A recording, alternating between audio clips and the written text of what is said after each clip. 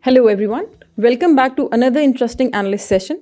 Today we are going to comprehensively discuss 7 articles under 2 sections. These articles have been sourced from the Indian Express and the Hindu. Section A, wherein we will analyze 2 articles in depth. First article deals with Indus Water Treaty, significance and provisions, various concerns and persisting issues, and the way forward on the same. Second article is about the critical minerals, their significance, the initiatives taken so far, and the steps that could be taken.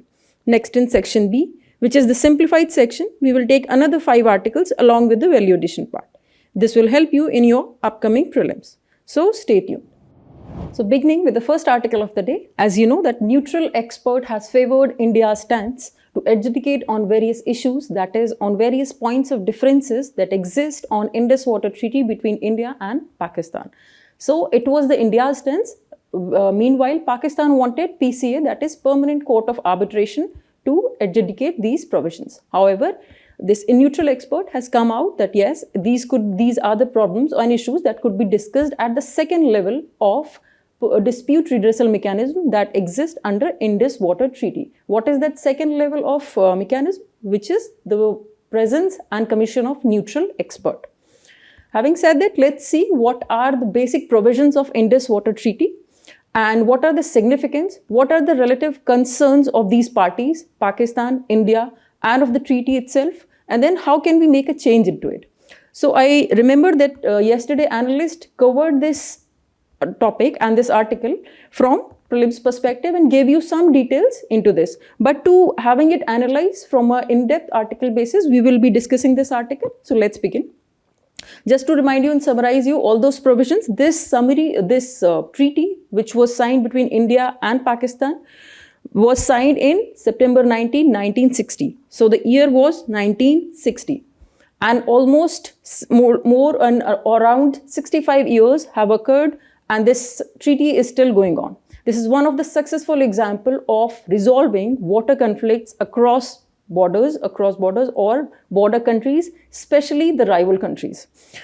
Eastern countries, now under this treaty, as you'd see that eastern rivers, which are 3 in number, to tell you or to name them, those are Ravi, Vyas, and you can see Ravi, Vyas, and Satluj. These 3 rivers, the water and exclusive rights of usage of the waters of these rivers has been given and allocated to India. This agreement was convened and adjudicated under and with the presence of World Bank. And 3 western rivers. What are those 3 western rivers? Indus, Jhelum, and Chenab. These went to Pakistan. However, with the provision that some of the rights and the usage of this water could be given and could be utilized by India under 3 categories. What were those 3 prominent categories? First was for limited irrigation usage. Second was non-consumptive, that is, water could not be utilized could not be consumed, but it could be used, for example, for purposes of run of the river projects or dams, where electricity is produced by running water and water is not consumed at the end. Third category is of storage uses. What could be the purpose of storing water? It could be related to floods, flood management and mitigation.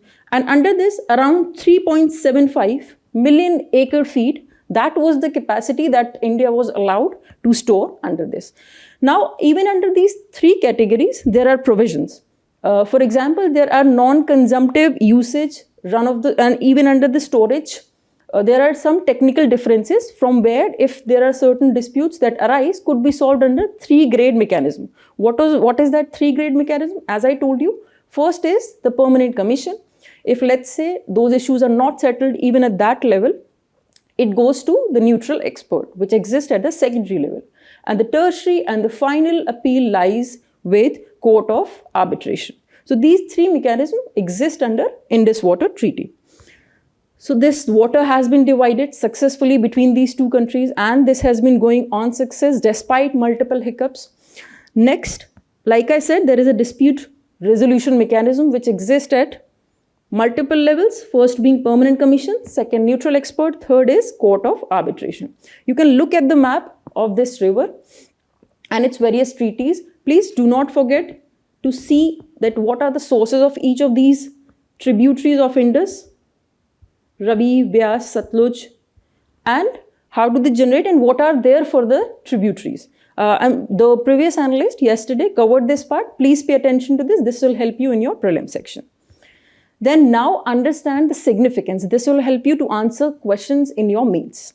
First of all, this is the only case in Asia, only successful case in whole of Asia where two border countries have successfully divided water, and especially if we talk about two countries which are rival in nature.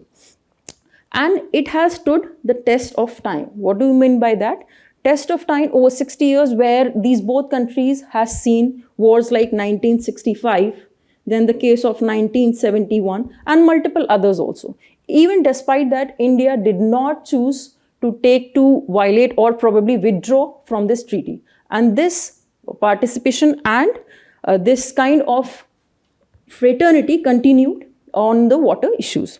Then third aspect is India's generosity towards the lower riparian state. If you would see on the global scale, this is a typical example where you would see that the upper riparian country that India is in case of Indus water, and if we keep Pakistan in the context, where India has been made to give interest and to give in to the interest of Pakistan, which is one lower riparian country. And no anywhere else you would find this kind of an example.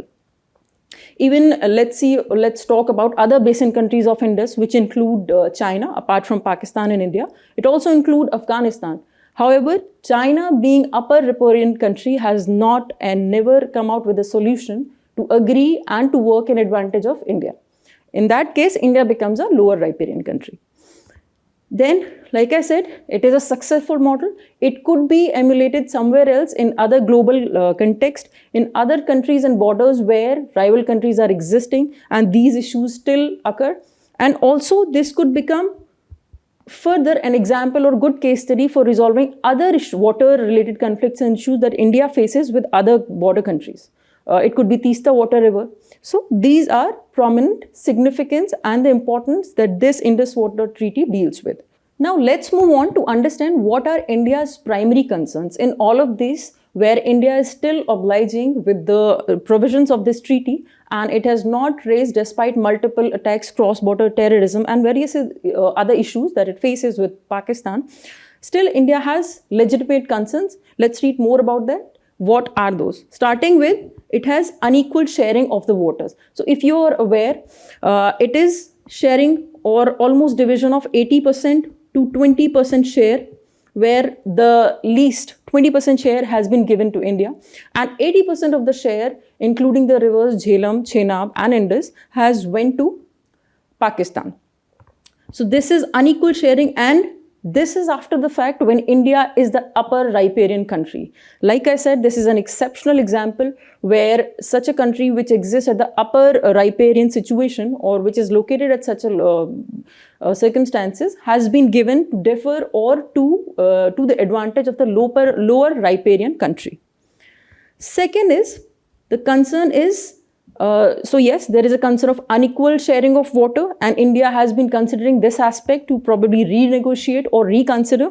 Second is, there are storage systems on western rivers. So there is a provision under which India has been given a proportionate right to build such kind of storage system on western rivers. What are those three western rivers? I have repeated, share of three eastern rivers have went to India.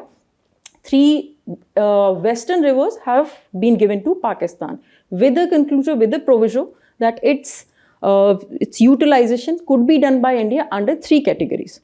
But even then you would see that multiple attempts have been made by Pakistan where it comes up with certain technical differences to disallow, suspend or stall India's efforts, which has been duly permitted under the Indus Water Treaty. So even here, duly interests are not considered. So that has been one issue that India is facing.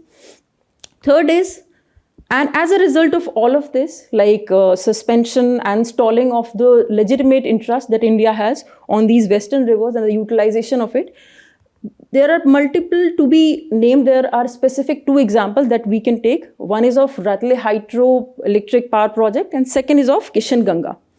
This Kishan Ganga river project lies on the river, again, Jhelum. And Ratle hydropower project lies on the river Chenab. This is again one of the run-of-the-river projects. So Pakistan should be having no issues when India is constructing it, because it's not meant for consumptive use. It is meant for non-consumptive use, and also all the details have been forwarded to Pakistan to address its duly technical concerns. However, despite that, it has been raised multiple times at multiple forums by Pakistan, just with the motive to stall developing efforts and improvement of these basins by India.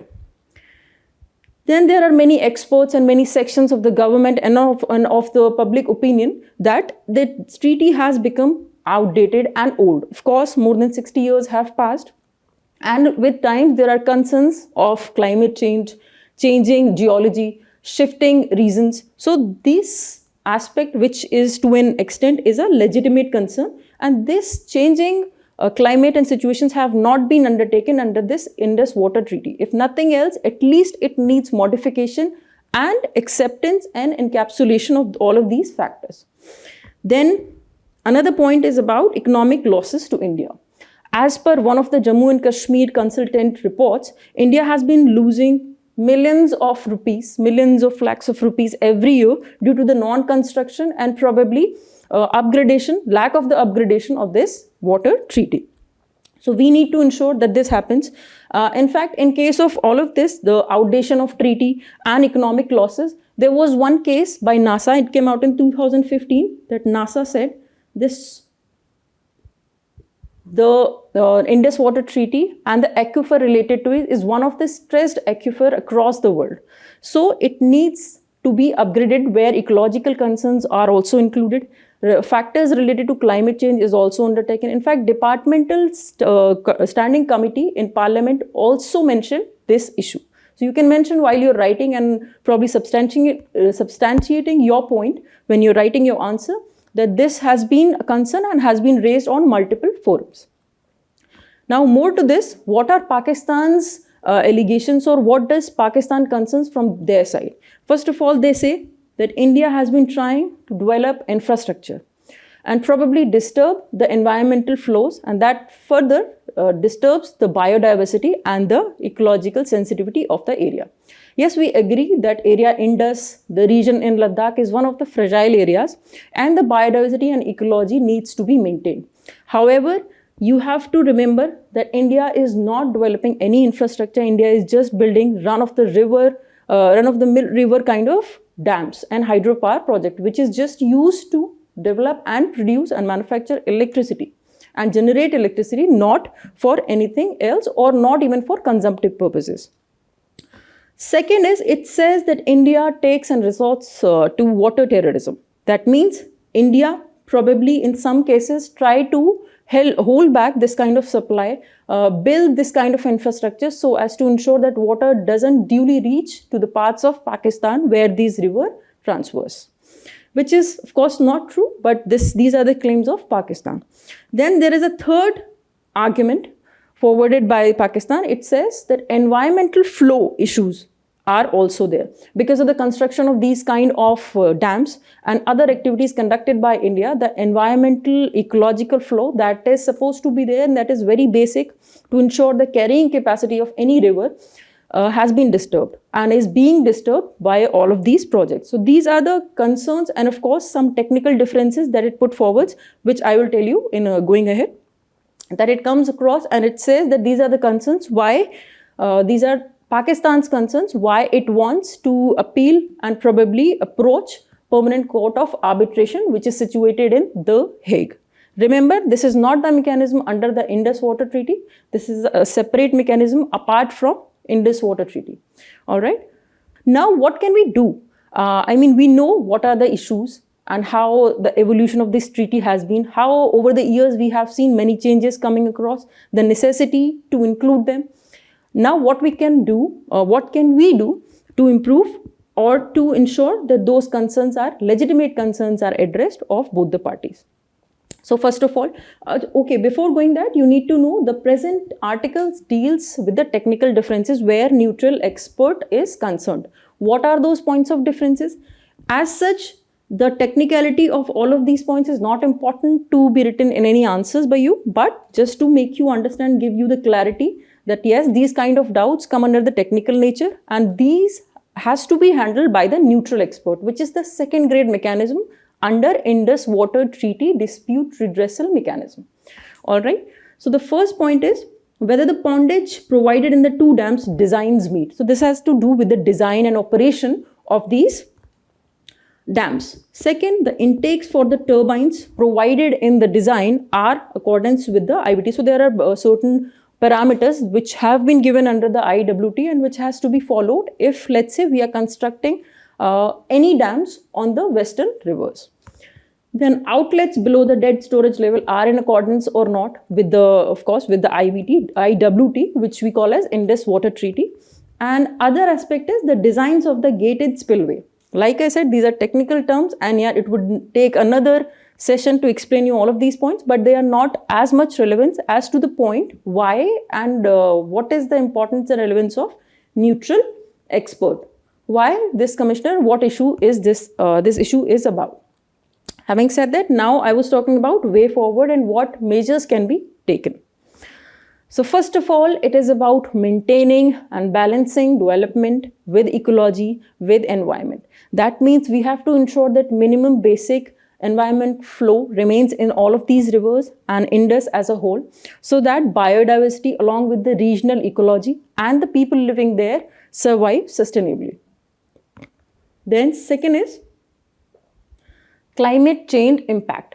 And even just to maintain those environmental flows also, there could be a commission and probably a committee could be formed, including participants from both the sides, and ensure and constantly monitoring of these flows could be done. Again, climate change impacts, yes, those are duly legitimate interest of both of these countries, and especially under this aspect, India could go ahead and ask for renegotiation of Indus Water Treaty, which is just coming terms to the realities of the time and which is a probable and duly cause that exists within the IWT itself. Now, monitoring water quality and flow. Like I said, we have to monitor the flow, and not just the flow, the quality also, because with time, with the increasing development, with the increasing climate change, we are seeing adverse probably sometimes disasters or events that probably tends to degrade the quality of the water of these rivers. We have to ensure that biodiversity and aquatic wildlife also do not suffer. For that, we have to constantly monitor and see what kind of water is being flown, and so the monitoring from both aspects to ensure the data, to ensure the quality and water flow is important. Then there is one antecedent and one successful example of 1997 United Nations Water Courses Convention. This convention actually deals about the sustainability of water resources. Sustainability from the angle of the carrying capacity of that water body with respect to biodiversity, the flows, the people and the community that is probably dependent on it. So all of these aspects have been given. Some sort of good cases which are imitable could be taken out of it and could be used as a good lookout for. Then there is aspect of utilization of allocated water share. So India on its part could probably go ahead and use its allocated share of western water in the extent of, so as to say that it was of course given to India, the western rivers, but only for some of the construction that were used for three categories, which I have already mentioned, non-consumptive being one of them. So India should go ahead and use it, because over these years, over these decades, multiple decades, India has failed to utilize this allocated water under various categories. Now is the time to go ahead and duly use this water. How can we do it? Probably by upgrading and taking to ensuring and upgrading and building various canals, and some of them which have already been constructed in Punjab and Rajasthan. We could go ahead and ensure that they are upgraded, and so they can successfully use these waters from all of these western rivers, Indus, Jhelum and Chenab. Then another would be pressure tactics. In case Pakistan do not give in to the legitimate and duly interest of India and take to from unduly tactics and take to pressurize India beyond a level, I think India could take to probably and realize the value of not meeting at the level of first mechanism that exists under the Indus Water Treaty, which is permanent.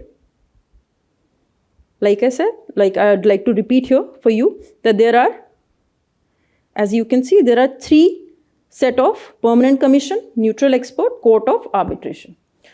So like I said, India could realize that it could defy the meetings at this level, and if this happens, never will the role of neutral expert and court of arbitration will come. So it can install the further proceedings at that level if Pakistan takes to pressure tactics. So this is the mains practice question. Please try and do it on yourself. Please maintain the word limit, which is 250 words. This is regarding Indus Water Treaty. Now the next article of the day, which we will analyze in depth, this is about the critical minerals. I hope you're aware what are those. Even if not, we will take it in a summarized way. What are those and how they are crucial for India's economy and security as well. And what is the constant need to make sure that this supply is not disrupted for various reasons. Because these India generally as such lack when it comes to the presence and reserves of critical minerals.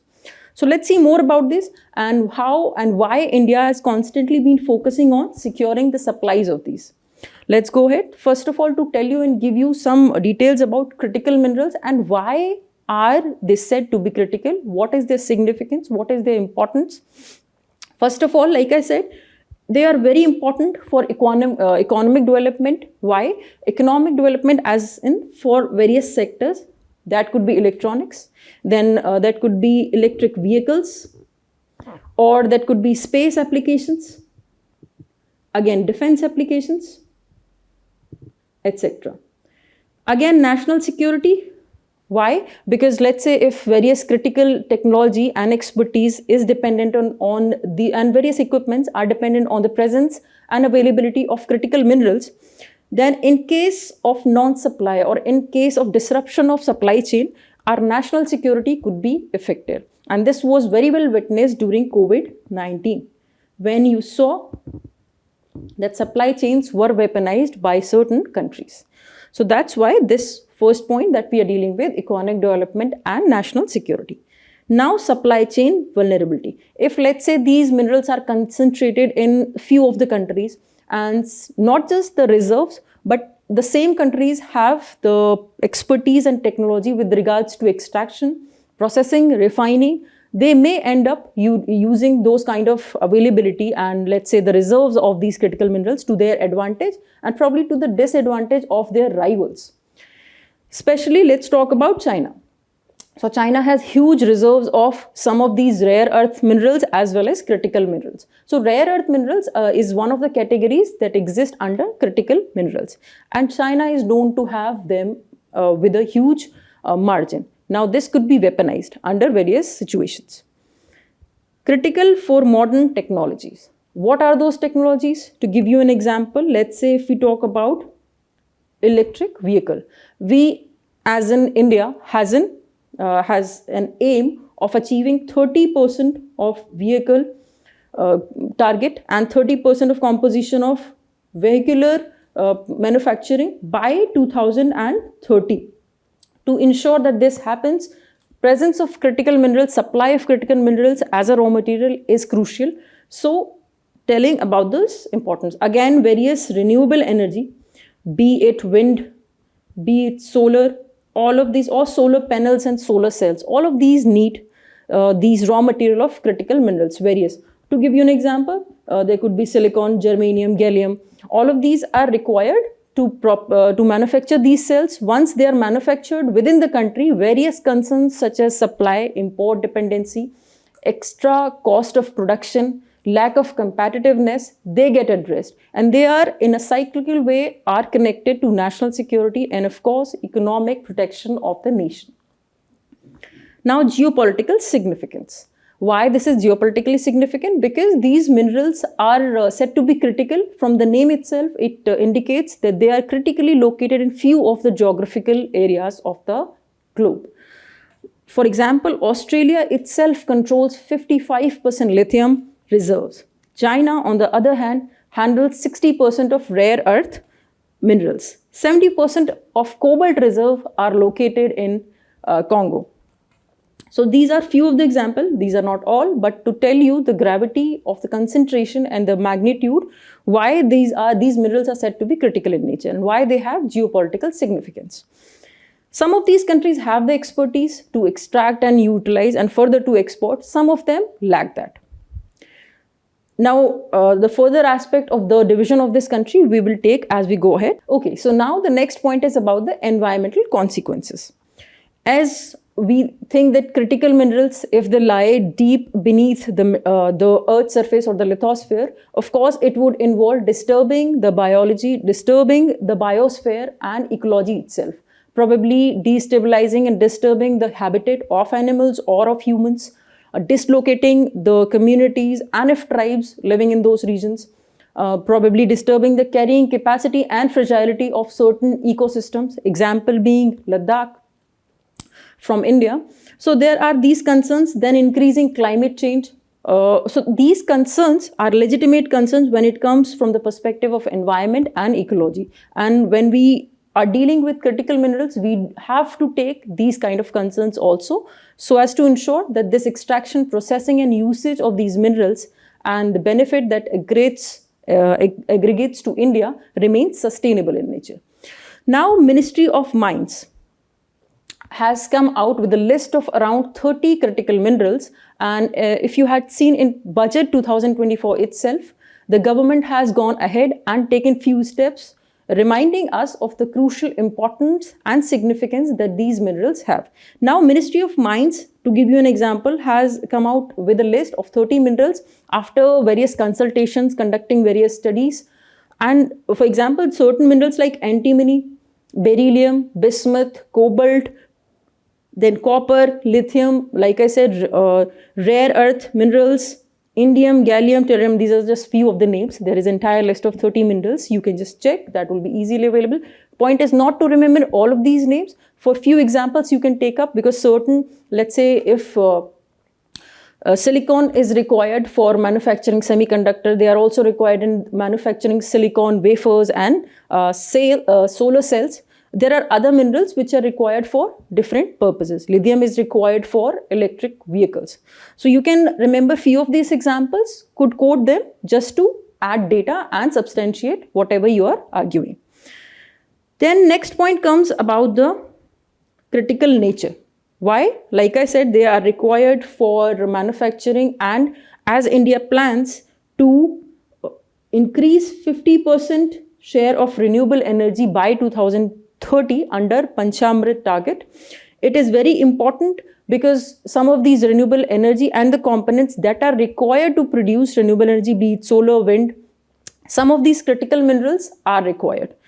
That's why it is important. In case of digital initiatives, for example, Make in India, Digital India scheme or other schemes, again, the manufacturing of electronics, and electronics are again dependent on semiconductor. Semiconductor are made through various critical minerals, including silicon.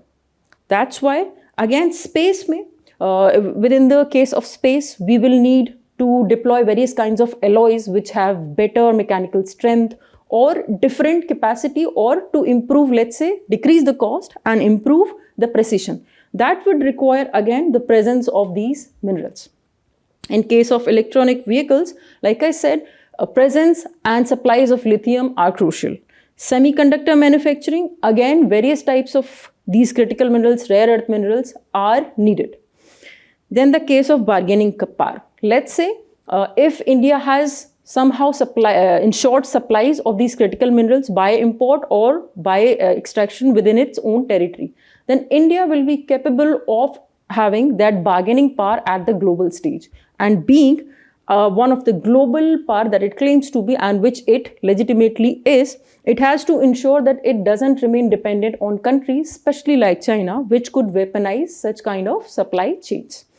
Then there is initiative of Mineral Security Partnership.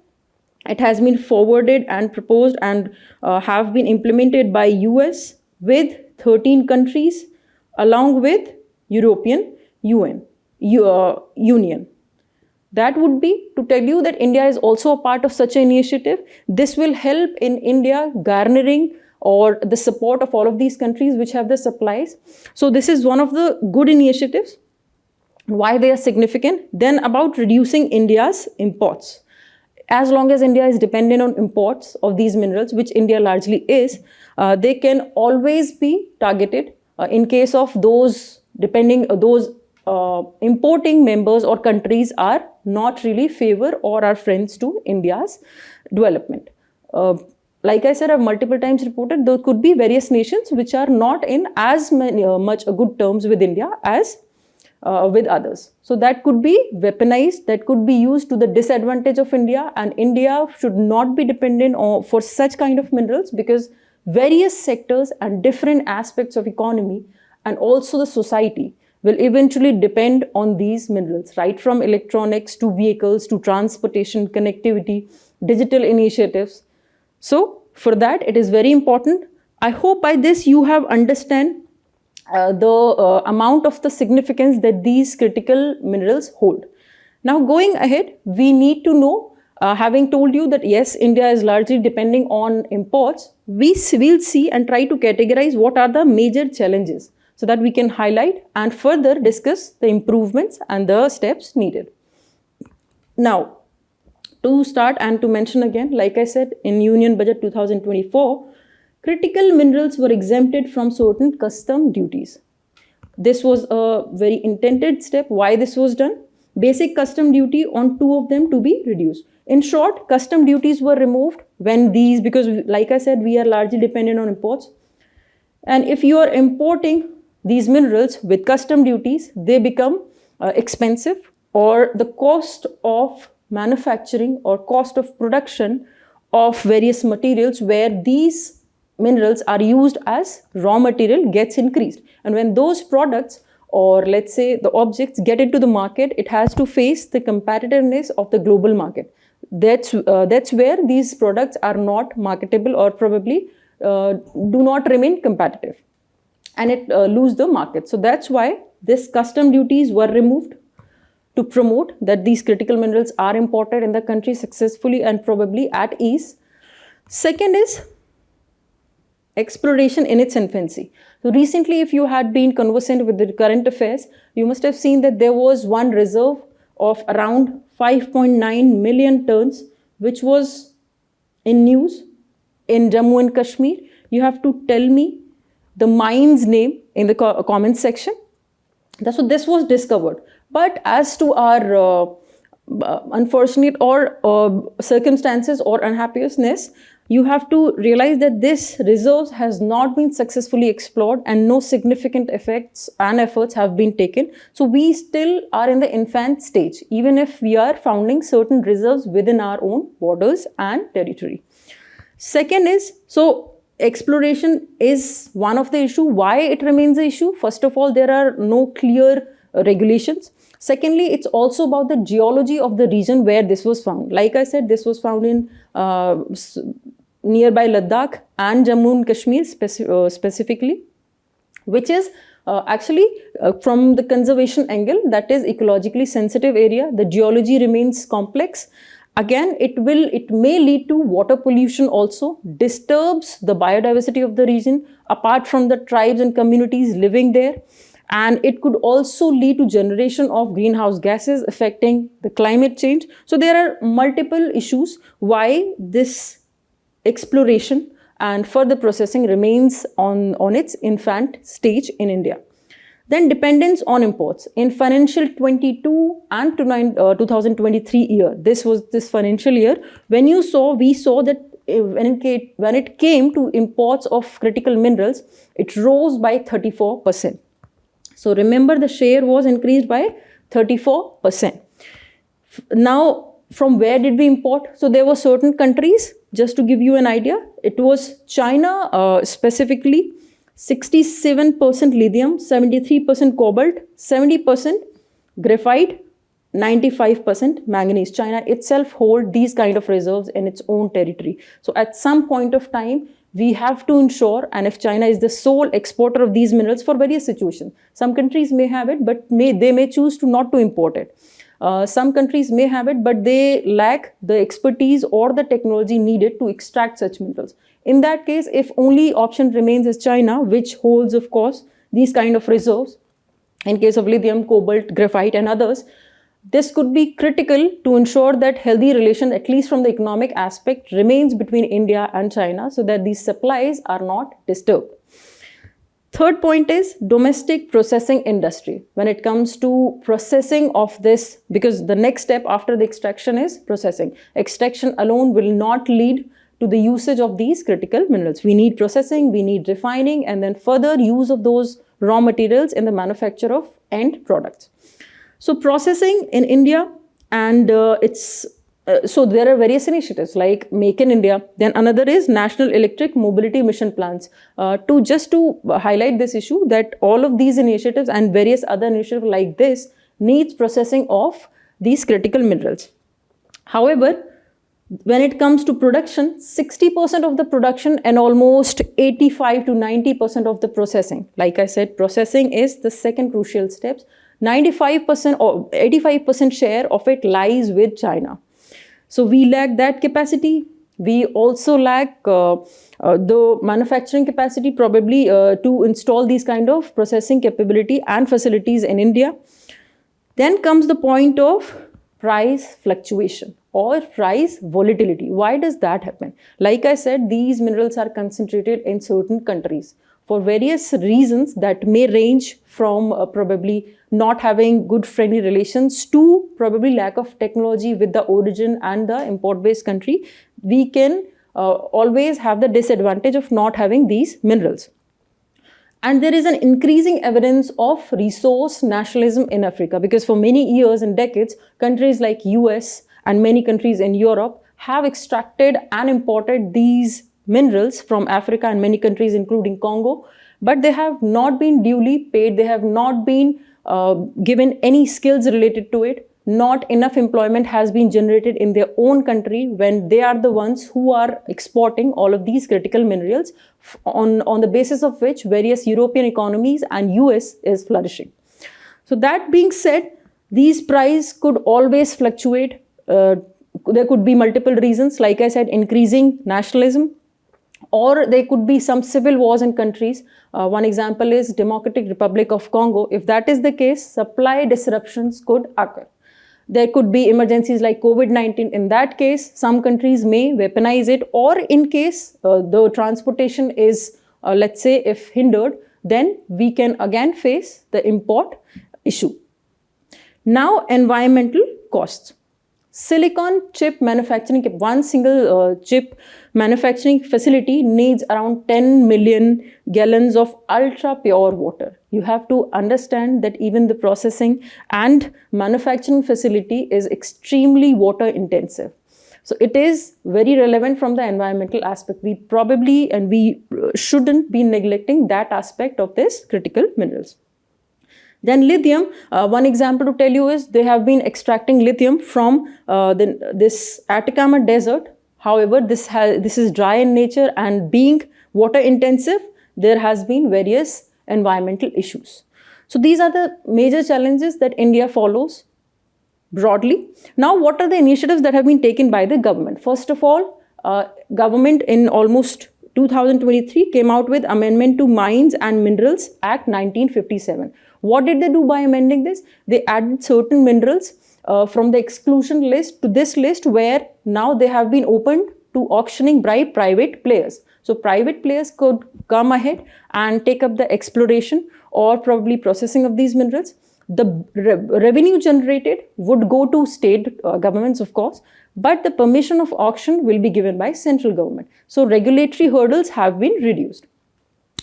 And second aspect is about FDI liberalization. Government of India has also liberalized this sector. Along with FDI, 100% FDI, we are also seeking probably also taking and probably importing the technologies that is needed to extract these kind of critical minerals from deep beneath the earth.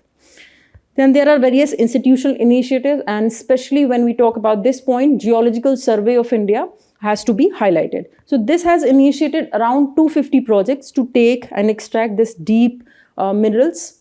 Secondly, government has also launched startup challenges. Why?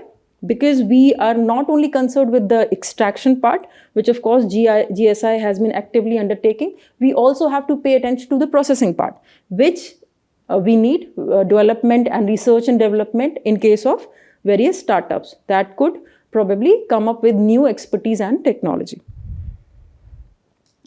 Then budgetary support 2024. Like I said, customs duty was removed from this 25 critical minerals. Also concessional custom duty was given with respect to lithium, because for our immediate concerns, especially electric vehicle that we need, wherein we need to intend, or our aim is to achieve 30% share of vehicles by 2030 of electrical vehicle. For that, we need import of lithium. Then, so they of course, they give concessional custom duty of 5%, especially on lithium ion cells. Then critical mineral mission. This mission has also been launched in budget 2024.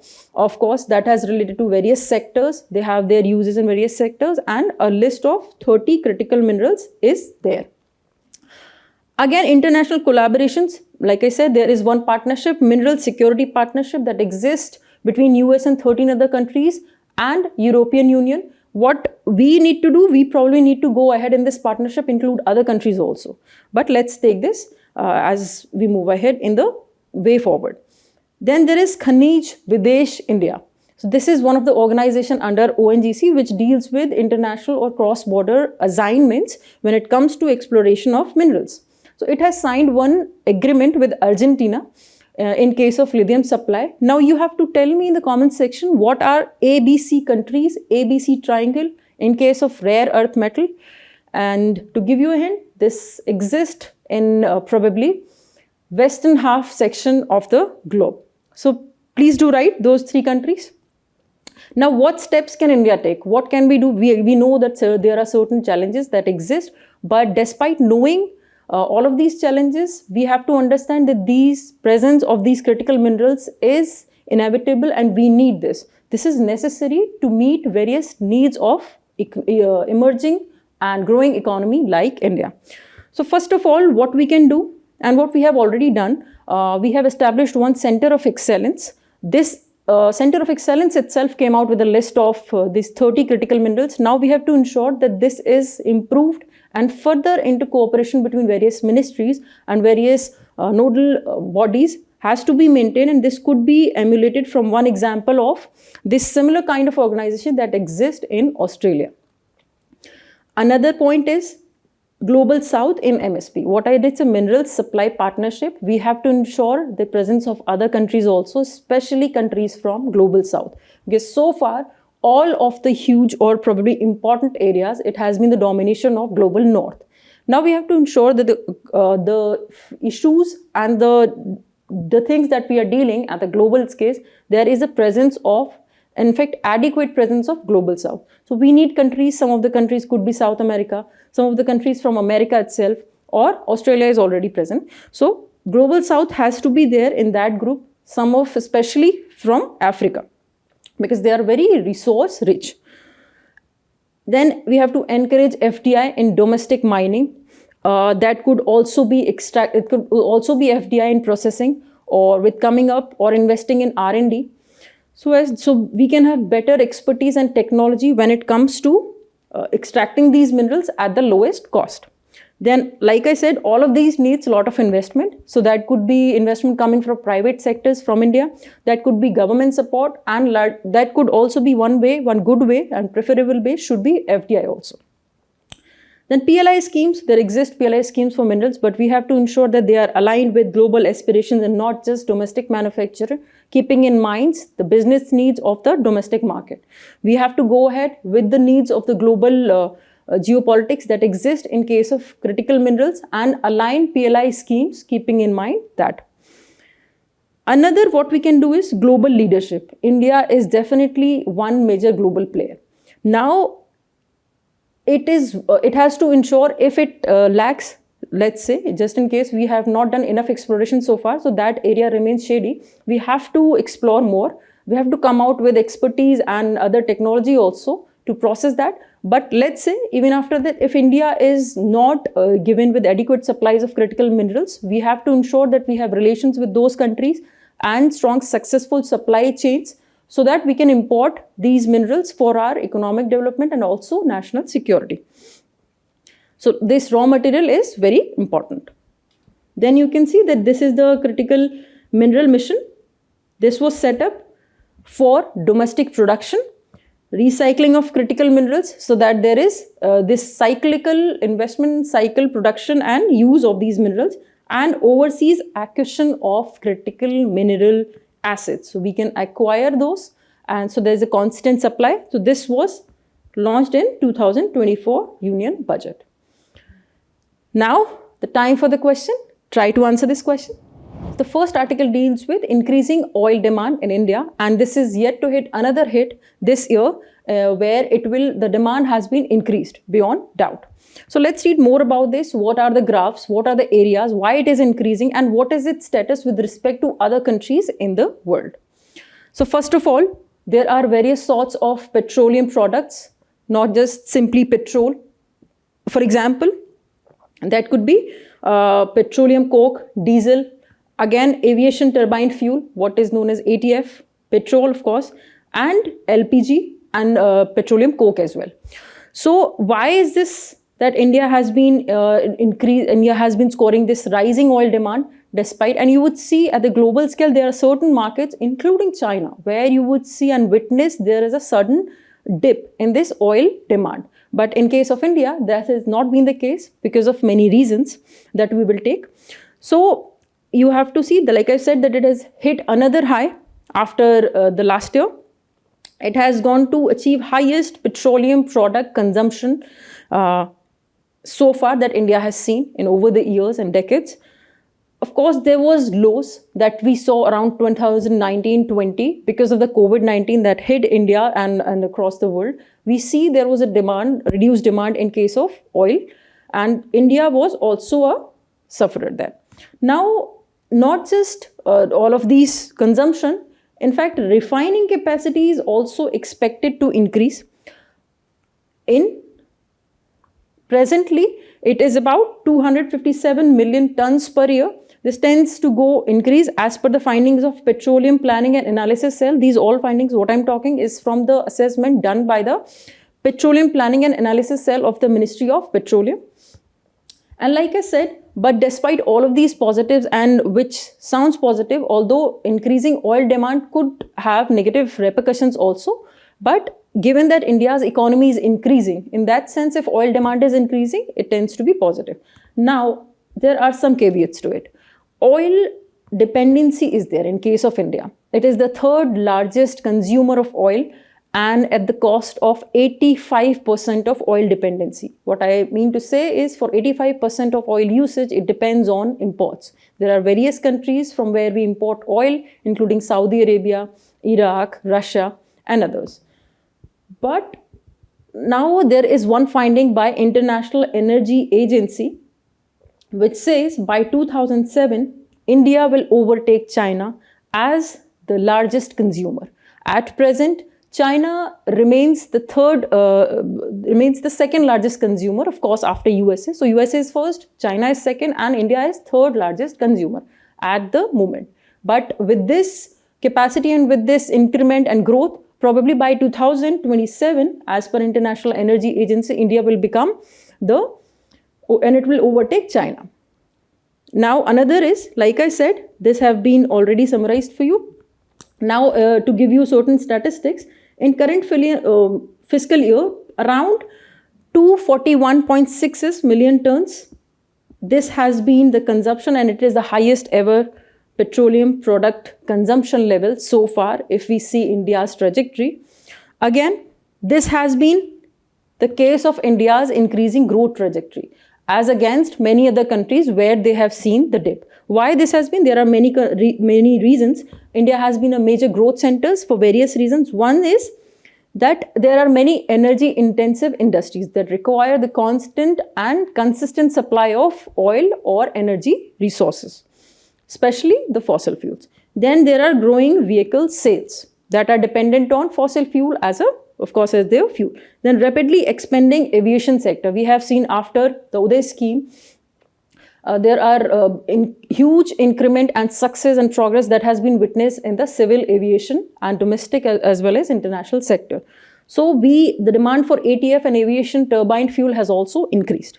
Then there is expected growth in consumption of petrochemicals and a still growing population, which of course is which remains at per capita very low consumption energy is done in India. But going by it, as the future trends shows, this per capita energy consumption will only increase.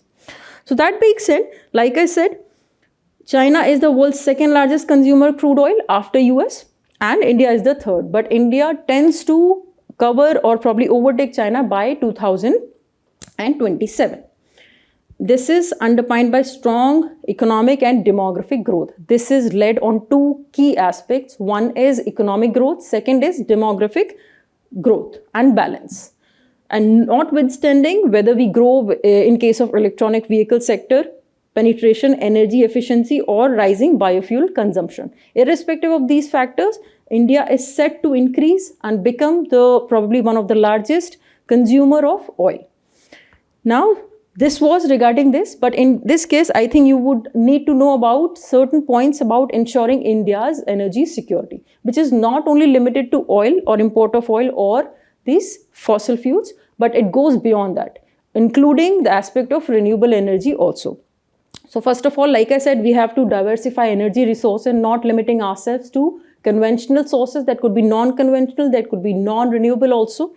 Increasing domestic production, and in case of, let's say, fossil fuels, we have to increase rather than depending on imports, we have to take to more extraction of these and domestic production of coal, oil and natural gas to reduce reliance on imports.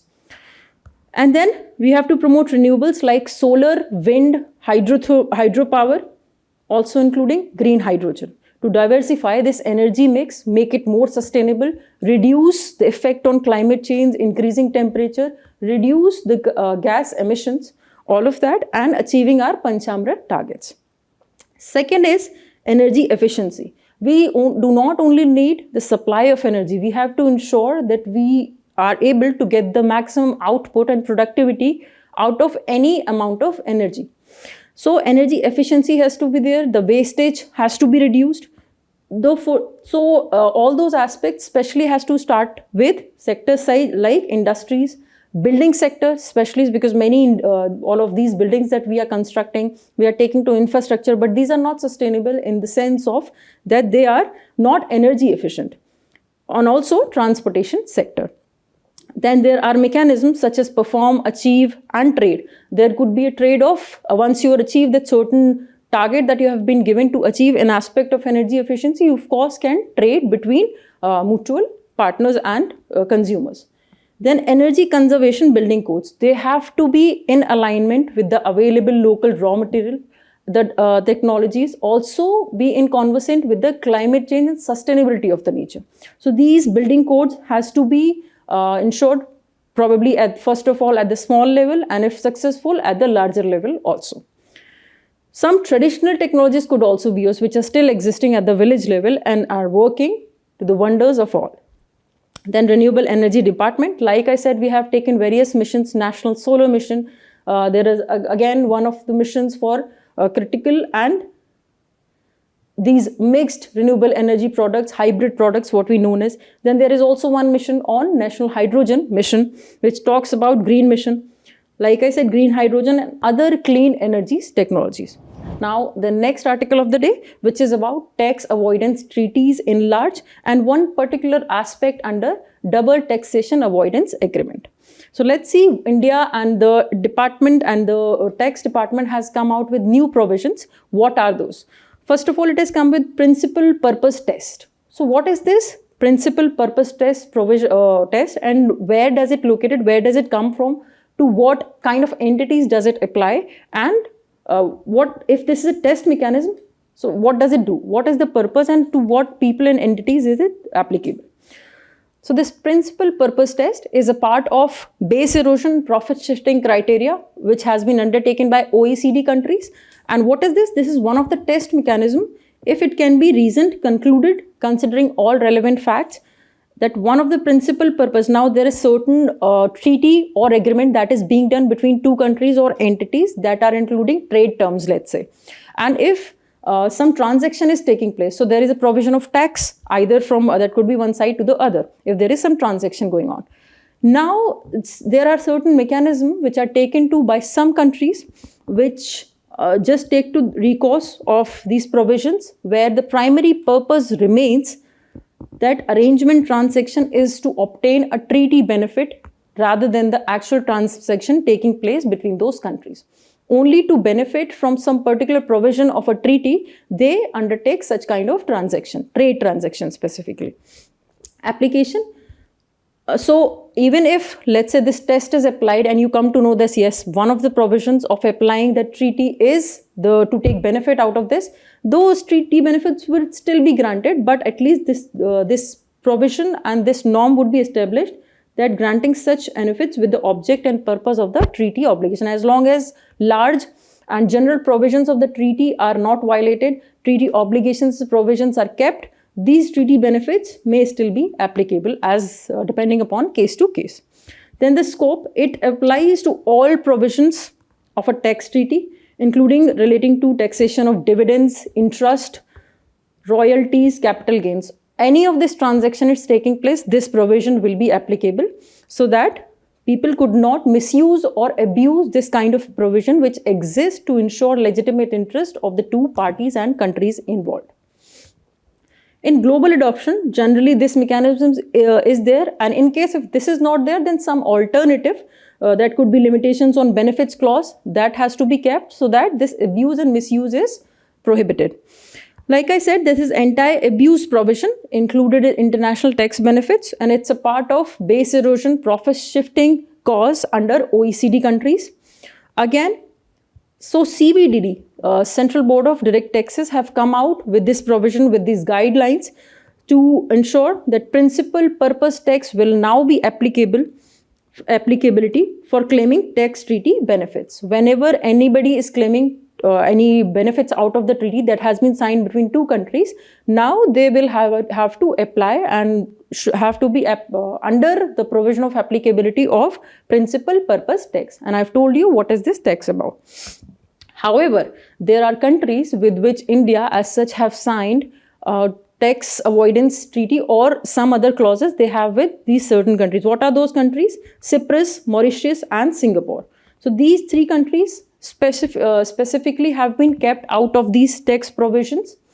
And why? Because they have already been discussed individually with each of these countries, and somehow to the disadvantage of this, to the disadvantage of any of these countries, we cannot apply these kind of provision unless it has been agreed to mutually or probably applied from certain date. So from now, these three countries have been taken out on the pretext or excuse of grandfathering provisions. They will probably be discussed in future separately with these countries. But they have been kept out of principal purpose tax as of now. Now, like I said, they would stay out of the purview of the new PPT, principal purpose tax provisions. Applicability with regarding to the, like I said, grandfathering provisions, what are those? Just remember this technology. They could in general ask a certain term in your prelims also. This provides legal clarity. Like I said, you cannot change provisions of a certain treaty signed between two participants on any random date without consulting or concerning the other individual or entity. So to ensure legal certainty, to ensure fairness, to rely on rules that were in effect when they undertook specific actions or made investments. So they remain fair. To avoid penalizing individuals, entities for decisions made under the old regulatory framework. So these provisions under the old regulatory framework generally continue, even if, let's say, some new provisions are coming up till the date when this regulatory has to expire. After that, there could be possible interactions and negotiations and probably mutually agreed terms. But till then, this will apply to these countries. Then provisions are often applied in various areas. That could be taxation, that could be corporate law. They can also be in trade policies or even in environment regulations. So this was to give you an idea what is this article about. Now the third article of the day, DRDO conducts key scramjet test in major steps toward developing hypersonic missiles. So the keywords are hypersonic missile and the technology of scramjet. Remember that this has been conducted and being developed by DRDO, and to remember by specific laboratory of DRDO which is located in Hyderabad. So tell you more about this. The laboratory name is Defense Research and Development Laboratory, because it is easy to discuss and to guess that DRDO must be producing and developing this kind of technology, but they could ask that what is the laboratory name and where is the location of this. So this is located in Hyderabad.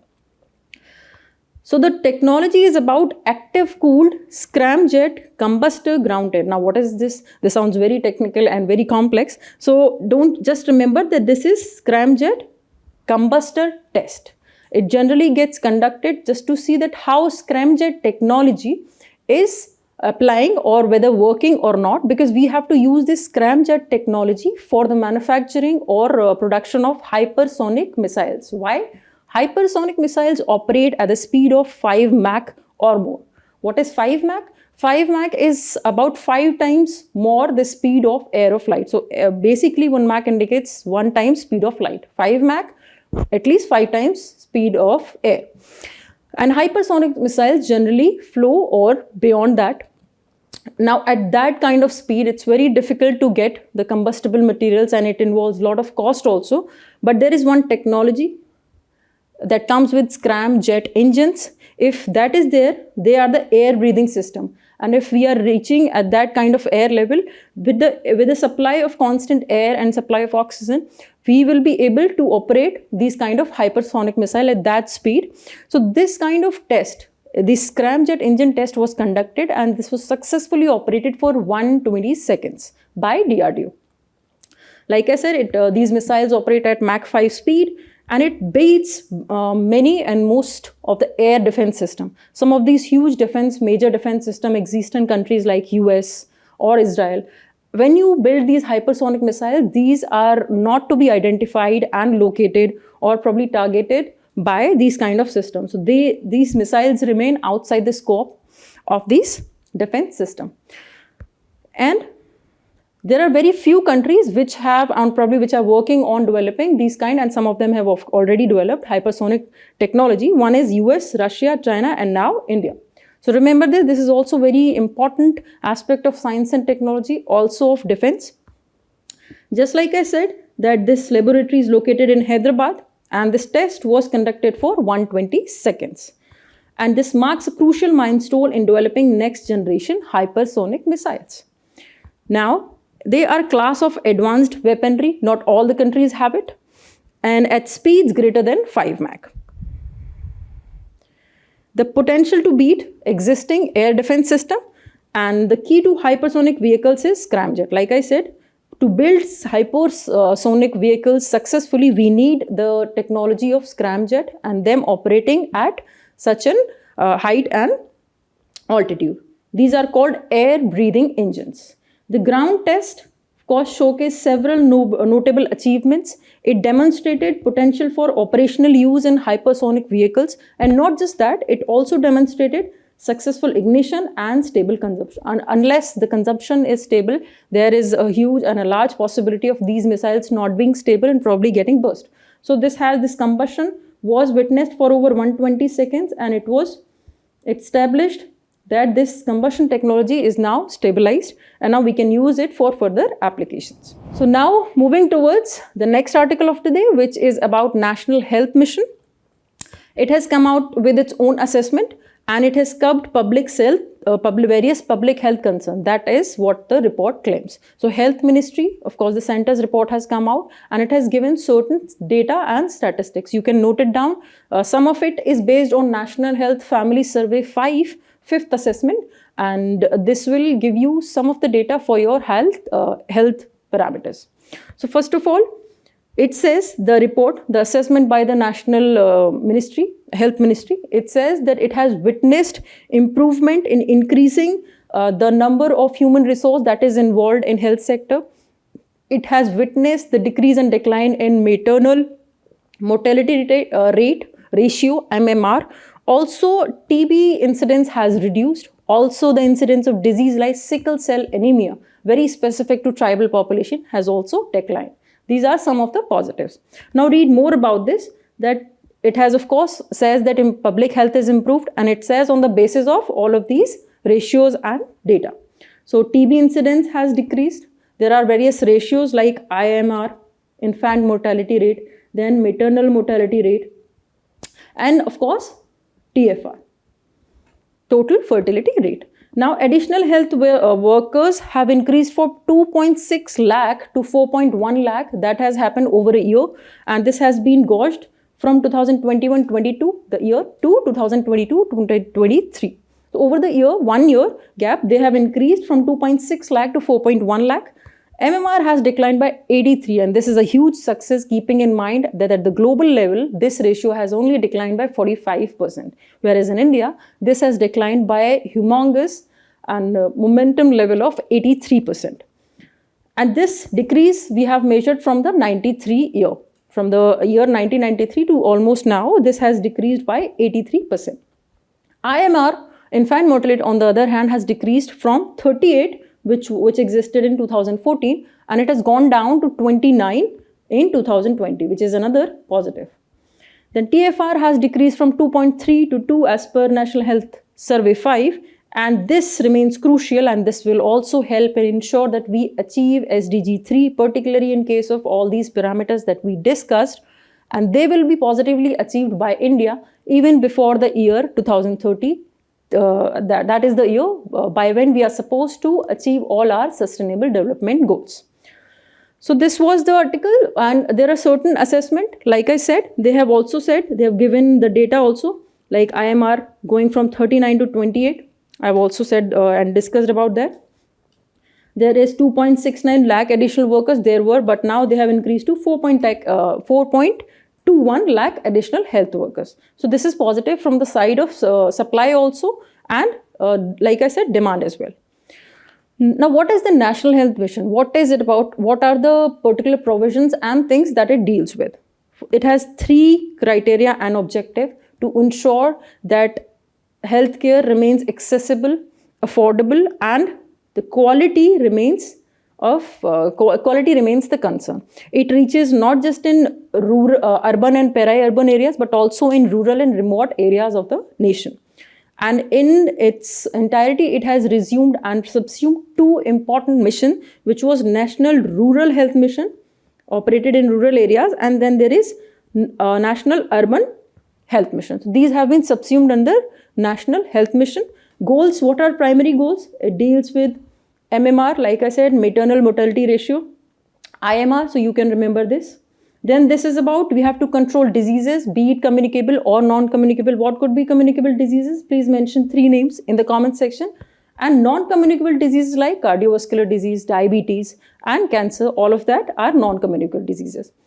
Then population stabilization, we also have to do that, and universal access to public health services, like I said, accessible, affordable, and quality healthcare to all. These are primary goals under National Health Mission.